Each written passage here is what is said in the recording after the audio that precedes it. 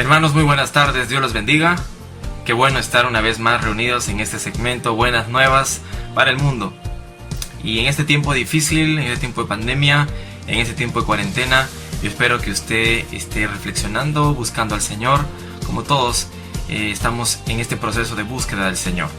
Y de tal manera que cuando empiece a haber más libertad, cuando empecemos a salir, no sabemos todavía cuándo, cómo será lo que se establezca, realmente la iglesia del Señor pueda levantarse en un avivamiento espiritual. Y es por eso que la iglesia del Señor hoy en día necesita discípulos.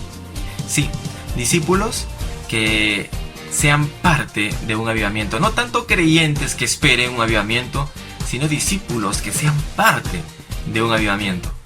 Y no tanto creyentes que están esperando a que los animen, sino discípulos que estén animando a otros. No tanto creyentes que su meta será llegar al cielo, sino discípulos que su meta es ganar gente para el cielo.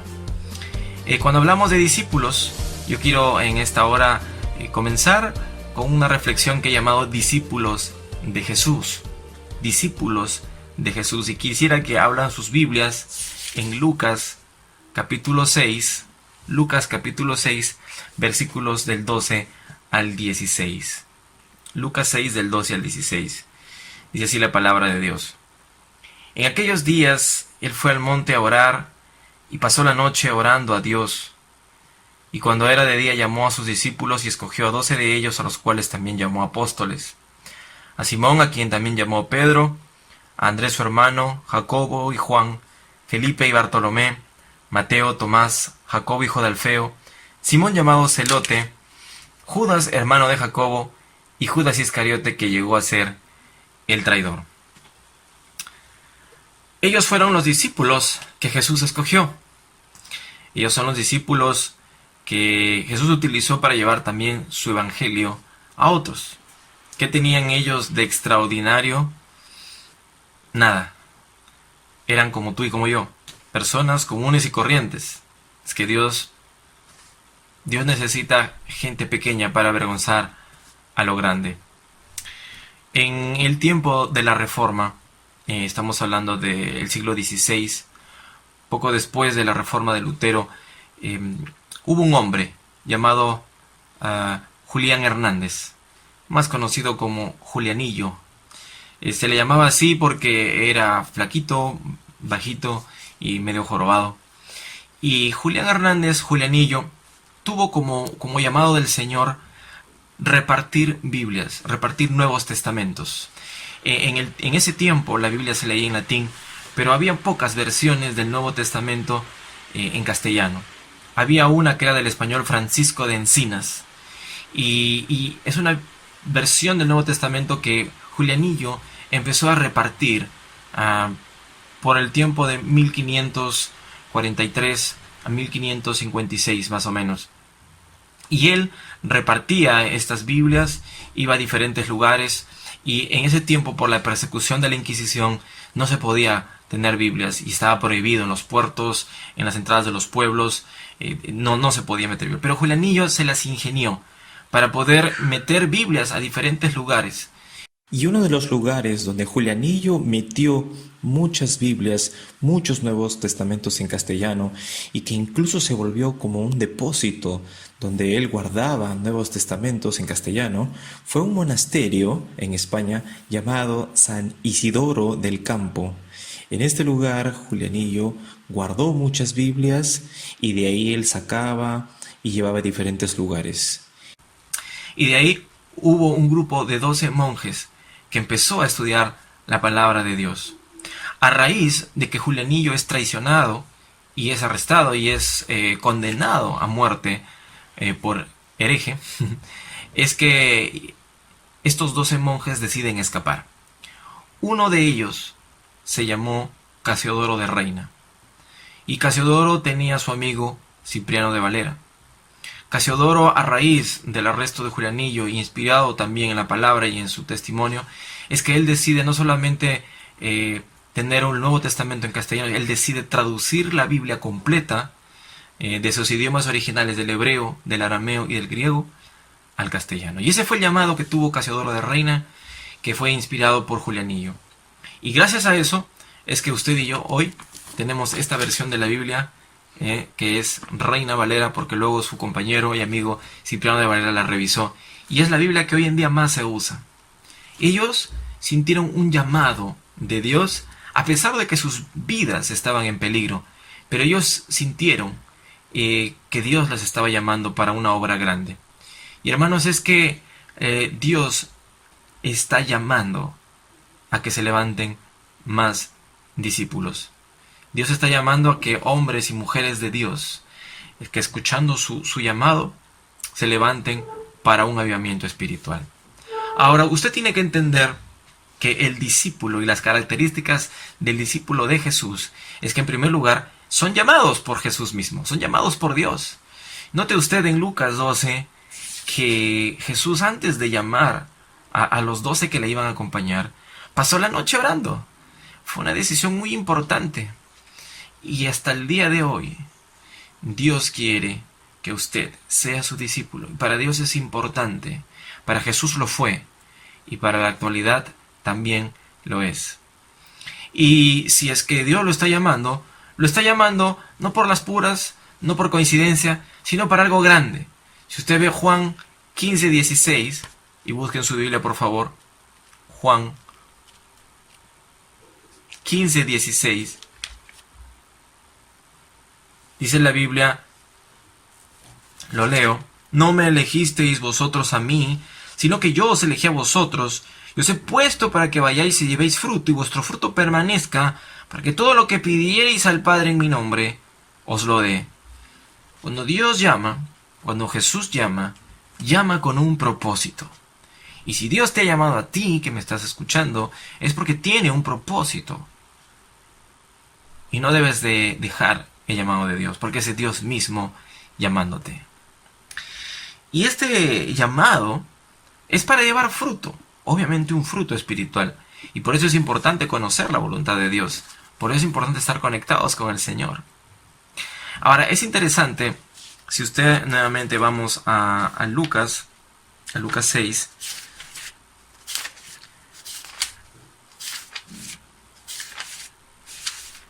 Que Jesús dice, pasó la noche orando.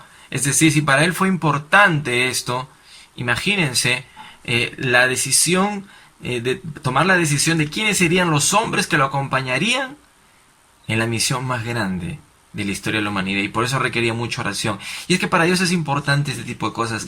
El ser un discípulo, estimado oyente, no es cualquier cosa.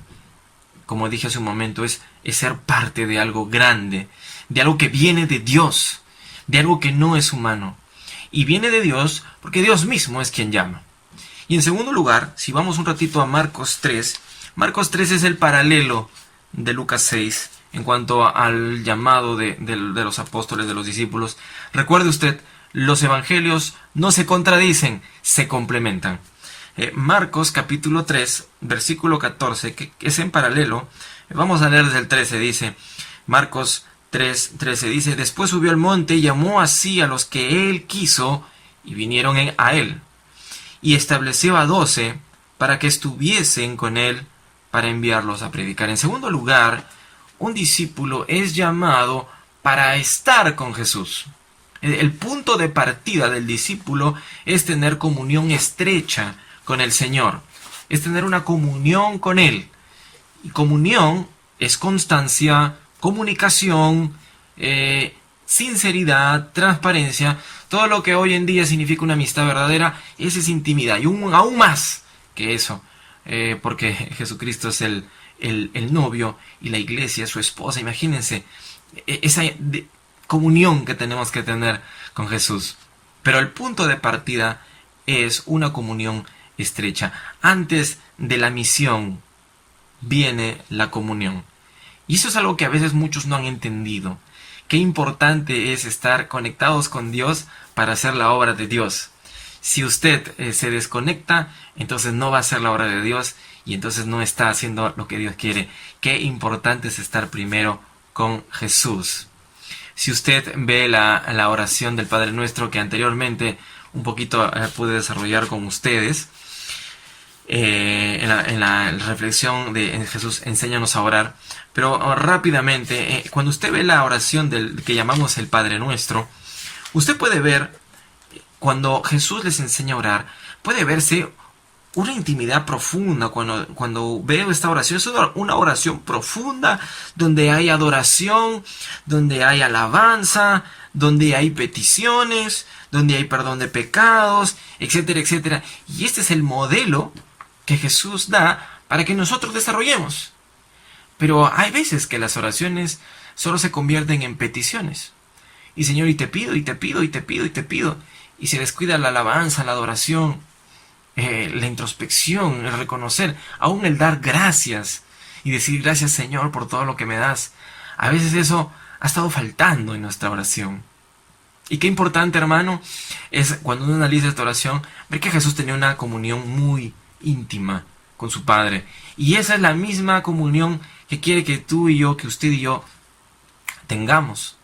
Ahora, note el punto de esta comunión, que si usted ve en Juan capítulo 17, Juan capítulo 17, versículos 22 y 23, dice así, Juan 17, dice, la gloria que me diste, yo les he dado para que sean uno, así como nosotros somos uno. Yo en ellos y tú en mí, para que sean perfectos en unidad, para que el mundo conozca que tú me enviaste y que los has amado a ellos como también a mí me has amado. Vea usted la perfección de la comunión que hay, del nivel de comunión que Jesús quiere llegar, que realmente seamos uno. Uno en Jesús, uno con el Padre y uno entre nosotros. Yo espero que esta pandemia y que esta cuarentena realmente nos haya unido más. Hay familiares que me dicen que saben que estoy bien porque me ven todos los días. Eso no pasaba antes, gracias a Dios, porque me ven en la mañana, me ven en la noche, me ven en este instante, y yo doy gracias a Dios por eso. Y yo doy gracias a Dios por su vida de usted. Y yo espero que, a pesar de que tal vez yo no les pueda ver, todos nosotros, en nuestros grupos, en las redes, seamos uno. Uno en Jesús y uno en nosotros también. Qué importante esto. Y eso dice que sea perfecto en unidad. Hermanos, qué importante es seguir buscando la unidad. Usted y yo tenemos que buscar la unidad. Por eso es que este sábado vamos a tener un ayuno. Un ayuno en que quisiéramos que usted participe, que usted se conecte ese día, para que seamos uno en oración, uno en un sentir, seamos uno en el Señor, para que cuando termine este tiempo, para que cuando dé un poquito más de soltura y salgamos un poco más, no volvamos a lo mismo, no recaigamos, sino que realmente esta cuarentena nos haya ayudado a acercarnos más a Dios. Yo sé que a algunos va a costar más que a otros realmente le está haciendo de mucha bendición escuchar 3 veces la palabra al día. Yo sé que hay muchos de ustedes que nos ven que realmente se han reconciliado con Dios. Y yo espero también que si usted todavía está teniendo luchas, que usted todavía está luchando con su propia carne, luchando con Satanás, usted dése un tiempo para buscar al Señor y para estar con Él y para estar con los hermanos. Conéctese a los grupos, conéctese a nuestras prédicas, vuelva a verlas, están grabadas. Tenemos una estadística en el Facebook, con los que somos administradores de la página, y podemos ver cuántas personas se han conectado en vivo, cuántas personas han visto el video después, y sabe que mucha gente no lo ve, otros sí lo ven, pocos. Y también vemos que hay un gran número de gente que solo ha visto este video 3 segundos, porque hay una estadística, personas que han visto 3 segundos, que han visto 10 segundos y quienes han visto más de 1 minuto. Toda esa estadística deja el video. Y hay mucha gente, mucha gente que ha entrado, ha visto 3 segundos y lo ha cortado. Y pocos realmente han visto casi todo. Por eso nosotros le animamos a que usted sea el grupo que persevera, que se queda, que escucha la palabra y que realmente aprovecha el mensaje que Dios le está dando a usted en esta tarde. Y dice que cuando el mundo vea eso, esa unidad que hay en los creyentes, creerá. Si los creyentes no estamos unidos, dice, el mundo no va a creer. Y nuevamente por eso yo le invito a usted a ser parte de esa unidad todos los días Y sobre todo este día sábado que vamos a tener, que estamos preparando Dios mediante este ayuno para orar, para clamar por nuestro país, para clamar por la situación, para clamar por la iglesia también. Y por nosotros, para que el Señor nos siga fortaleciendo en este tiempo difícil. Y volvemos a Marcos capítulo 3. Yo quiero que usted vea Marcos 3. Y dice, y estableció 3:14, y estableció a 12 para que estuviesen con él y para enviarlos a predicar. Como dije hace un momento, primero es la comunión y luego es la misión. Y que tuviesen autoridad para sanar enfermedades y para echar fuera demonios. Recuerde usted que esta parte de la vida de Jesús todavía es antes de su crucifixión y de su resurrección. Y hay mucho antes de esto que es un simbolismo de lo que luego sería algo espiritual. Porque si bien hoy en día nosotros como discípulos, tal vez no como los apóstoles, no podremos ir y sanar, aunque hay sí las personas que tienen el don de sanidad y oran y Dios los usa para sanar, pero no son todos. Pero sin embargo, sí, todos los discípulos de Jesús somos llamados a sanar por medio del poder de Jesús, por medio de la autoridad espiritual, esas heridas, esas enfermedades espirituales. Porque en tercer lugar, un discípulo de Jesús recibe autoridad espiritual. Hermanos, la autoridad espiritual es algo que solamente Dios da. Y que por más que yo me esfuerce, por más que yo me pare de cabeza, como dicen, no voy a poder lograr autoridad espiritual si Dios no me la ha dado. Pero el verdadero discípulo de Jesús la tiene. La autoridad espiritual, yo podría definirla, por lo que veo en la Escritura, es esa capacidad de ser usado por Dios para sanar corazones e incluso para expulsar espíritus malos. Y eso, hermanos, es la obra del Espíritu Santo. Y sin el poder del Espíritu Santo, esta obra es netamente humana. ¿Sabe qué se llama eso? Religión.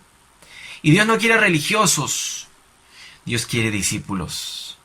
Ahora, note usted que esta autoridad espiritual es aquella en la cual yo cuando hablo la palabra, la gente me va a escuchar.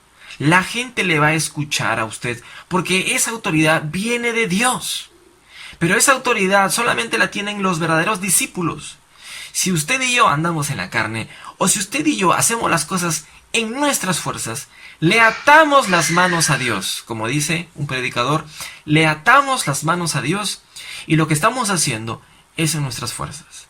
Ese hijo no le va a escuchar a usted en sus fuerzas. Ese esposo no va a cambiar porque usted le hable fuerte. Esa esposa no va a cambiar porque usted le grite. Esos padres no van a cambiar porque tu hijo los confrontes. Ese hermano no va a cambiar porque tú le hables de esta forma a la otra. Si Dios no les ha dado, si Dios no te ha dado autoridad espiritual. Significa que cuando tú hables, esa palabra que va a haber va a ser la voz de Dios. Y esa voz de Dios, esa obra que en este caso sería la obra del Espíritu Santo, va a ser la que va a sanar heridas, sanar enfermedades espirituales. Y aún todavía que va a expulsar espíritus malos. A lo mejor hay gente que está cerca de usted, que no es la persona, es el espíritu malo que está detrás, porque no tenemos lucha contra sangre y carne, sino contra huestes de maldad. Y si usted le habla en sus fuerzas, lo único que va a encontrar es el rechazo del demonio. Pero si usted le habla en la autoridad de Jesucristo, en la autoridad del Espíritu Santo, ese espíritu va a ceder y va a huir.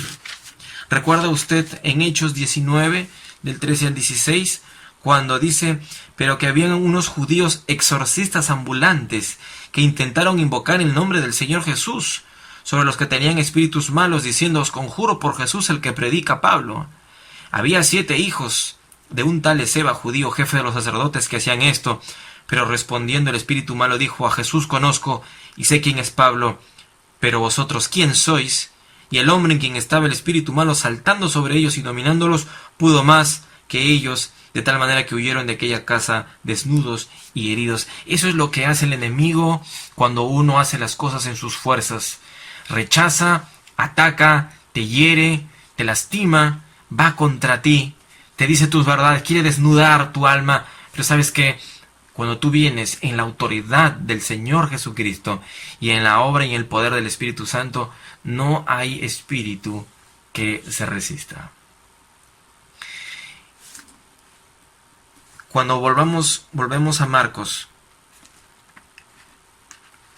capítulo 4, Marcos y Lucas se complementan, porque Lucas menciona que Jesús se tomó toda la noche para esta decisión.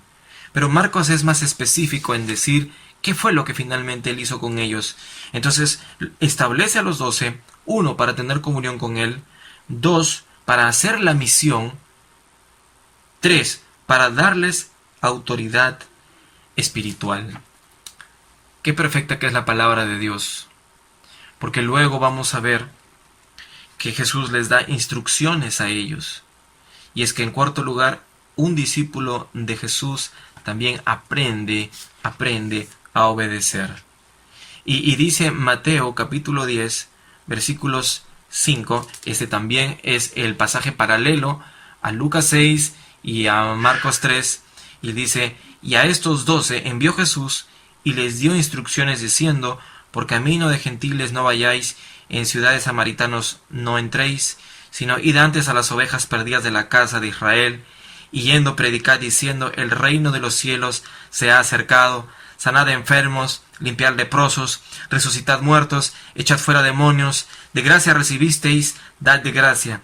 No os proveáis de oro, ni plata, ni cobre en vuestros cintos, ni de alforja para el camino, ni de 2 túnicas, ni de calzado, ni de bordón, porque el obrero es digno de su alimento, etcétera, etcétera. Vemos cómo ahora el Señor, una vez que ellos han entendido que es Dios quien los ha llamado, segundo, que los ha llamado para estar con Jesús, tercero, les ha llamado para hacer la misión y tener autoridad espiritual, y en cuarto lugar les da instrucciones para que ellos entiendan que el discípulo de Jesús, si bien hace la obra, la hace en obediencia a Dios, porque el discípulo es enseñado a obedecer a Dios, es enseñado a someterse a la autoridad. ¿Para qué? Para que la obra sea hecha en obediencia a Dios, en los planes de Dios y no en nuestros propios planes, para que sigamos la misión de Dios.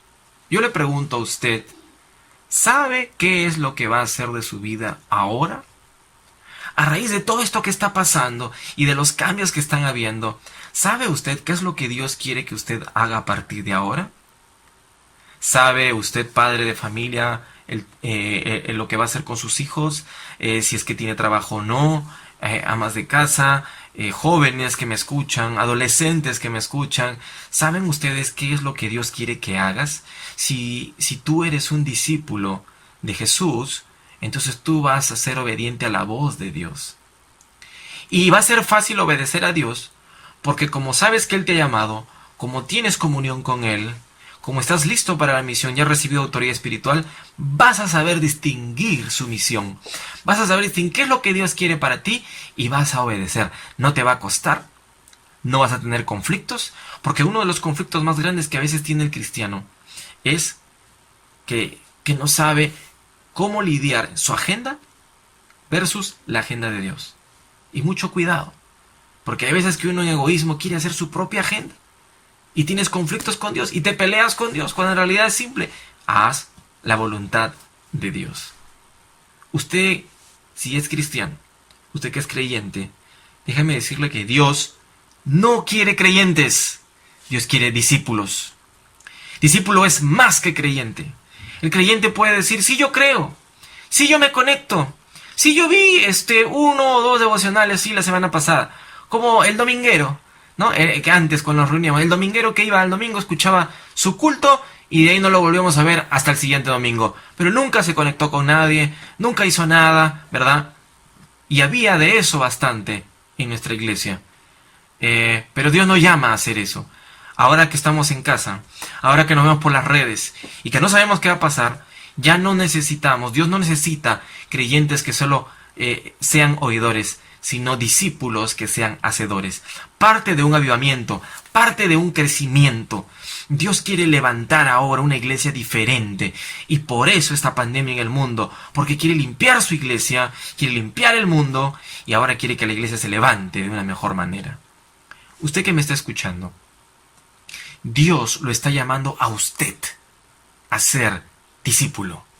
Dios te está llamando a ti, padre de familia, esposa, madre, hijo, hija. Ustedes que me están escuchando, jóvenes, ustedes que me están escuchando, adolescentes, todos, personas de la tercera edad, todos, Dios nos está llamando a ser discípulos de Jesús.